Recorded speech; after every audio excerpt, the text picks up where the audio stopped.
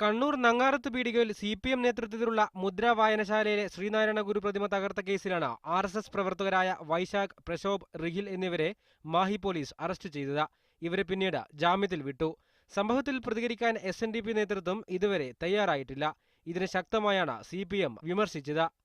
ശ്രീനാരായണ ഗുരുവിനെ ആക്ഷേപിച്ചു എന്ന് പറഞ്ഞിട്ട് നാടെമ്പാടും പ്രകടനങ്ങൾ സംഘടിപ്പിക്കുന്ന SNDPയുടെ നേതാവ് വെള്ളാപ്പള്ളി നടേശനെ ഇവിടെയെങ്ങും കാണാനില്ല.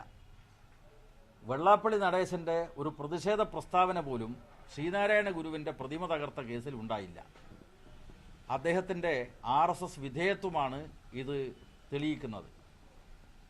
സംഘപരിവാരത്തിന്റെ തടവറയിലാണ് വെള്ളാപ്പള്ളി നടേശൻ കഴിയുന്നത് എന്നതിന്റെ തെളിവ് കൂടിയാണിത്.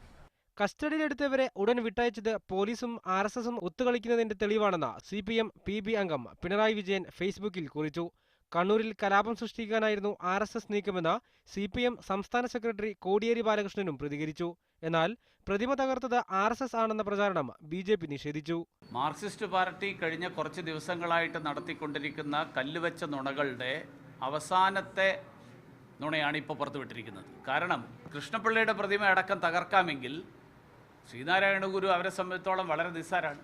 മീഡിയ 1 കണ്ണൂർ, തിരുവനന്തപുരം.